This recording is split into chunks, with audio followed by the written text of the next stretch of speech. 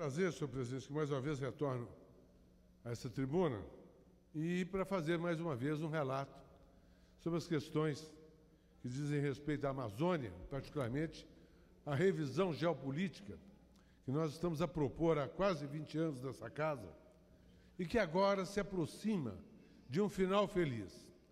Eu costumo dizer que é um final feliz porque a própria Constituição diz que, em primeiro lugar, deve-se consultar a população diretamente interessada sobre o fracionamento ou não, sobre a divisão ou não, sobre a criação ou não de um novo Estado. E nós temos essa proposta já tramitando na casa há muitos anos, tanto para a criação do Estado do Carajás, como da criação do Estado do Tapajós. E nós advogamos que isso se dê imediatamente.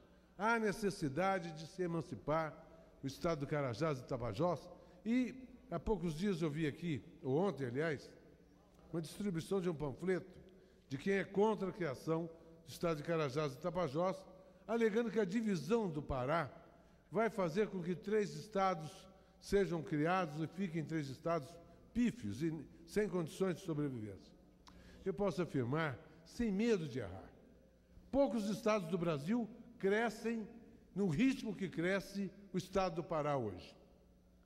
Posso ainda afirmar, não tem bom governante com melhores intenções que possa ter, que dê conta de administrar um Estado com a dimensão do Pará. 1.252.000 quilômetros quadrados. 1.252.000 quilômetros quadrados. Sergipe tem 21.000 quilômetros quadrados. O Estado do Pará é 60 vezes maior que o Estado de Sergipe. 40 vezes maior, 42 vezes maior que o Estado de Alagoas. Um Estado rico, com um potencial extraordinário. Nós temos lá uma população formidável, por exemplo, no sudeste do Pará. A composição dessa nossa região, é de homens que migraram de todo o Brasil. Para se ter uma ideia, nós temos lá 1.660.000 habitantes do sul do Pará e sudeste, no estado de Carajás, dos quais 396.000 são de paraenses, filhos nossos. Temos 342.000 maranhenses. Temos 154.000 mineiros, 112.000 gaúchos, 89.000 paulistas, 43.000 piauienses, pernambucanos 15.000, ô padre, 15.000 pernambucanos, paranaenses 65.000, do Espírito Santo 51.000, de Goiás 62.000 e assim por diante. Ou seja, é o Brasil que ali se encontra, entre irmãos brasileiros, que foram para lá em busca da terra fértil, da oportunidade de construir suas vidas, na construção de um futuro Estado que, sem dúvida nenhuma, tem um potencial extraordinário. Nós temos mais de 8 cidades, nobre deputado, que crescem a mais de 18% ao ano. Cresce mais que a China. Eu costumo dizer, o empresariado do Brasil tem que acordar para isto. Ir lá investir, porque quem não gostaria de investir na China, que cresce a 12%, 13% ao ano? Nós temos cidades aqui no Brasil, regiões como a nossa do sul e sudeste do Pará, com esse ritmo de crescimento. A Vale do Rio Doce, nos próximos 5 anos, estará fazendo investimentos da ordem de 35 bilhões de reais só no sul do Pará. Mais 9 bilhões na parte do Estado-mãe, no estado do Pará, no Estado-mãe. Estará investindo na parte oeste do Pará, na região do futuro estado do Tapajós, outros 7 bilhões na industrialização da bauxita e assim por diante. Nós temos um potencial extraordinário. Mais do que isso, do minério produzido ali, apenas 1% sofre um processo de transformação na nossa região, no estado do Pará. 1%. Nós precisamos atrair investidores, indústrias para ali, e agora a siderúrgica da Vale do Rio Doce, que começa a ser implantada este ano, vai então permitir a implantação de indústrias de transformação de todos os níveis. Nós vamos poder sonhar em fabricar da bicicleta ao avião a jato, do computador à máquina de costura, autopeças e assim por diante. Então nós temos lá um potencial extraordinário, nós temos a energia de Tucuruí, mas temos também a energia agora, que já vai se iniciar a construção, talvez no próximo ano, da hidrelétrica de Marabá, para sustentar um polo industrial extraordinário que pode ali se implantar. Nós temos a hidrovia do Tocantins, que vai nos deixar no Porto do Conde, próximo de Belém, Barcarena, que vai permitir, sem dúvida nenhuma, escoamento da produção daquela região, além da ferrovia Norte-Sul, que sairá de Açailândia para Belém do Pará, para o Porto do Conde. Nós temos um potencial enorme. E aí, esses dias, viajando pelo sul do Pará, visitei alguns povoados. No município de Marabá, o povoado de Santa Fé, Vila União, povoado de Cruzeiro do Sul, no município de Tupiranga, com um povo formidável, corajoso, a 180 quilômetros da sede do município. Numa estrada precária, fui de carro, mas estão lá lutando para construir um Brasil diferente, na esperança de um dia serem observados. Fui até o Gelado, chamado Gelado, que é a Vitória da Conquista, já no município de Novo Repartimento, a 190 quilômetros da sede do município, por uma estrada precária.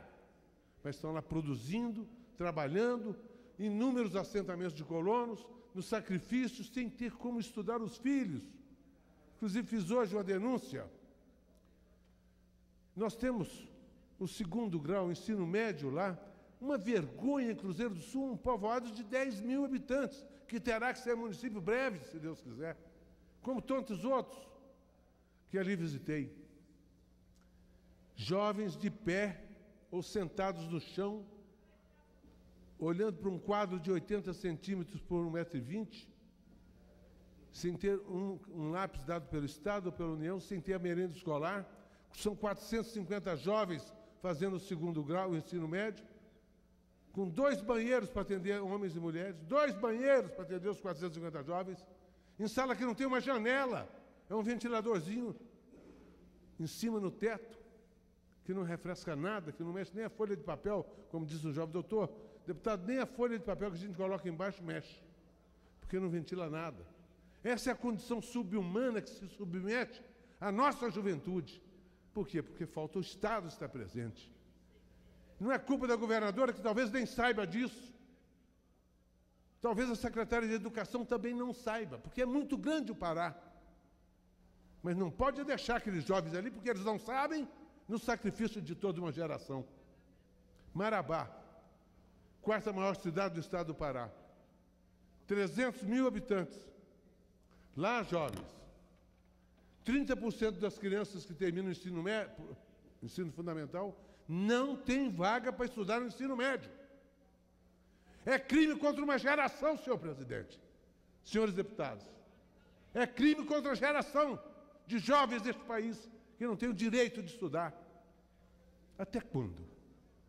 E é por isso que eu apelo sistematicamente aos companheiros, para que a gente venha criar o estado de Carajás.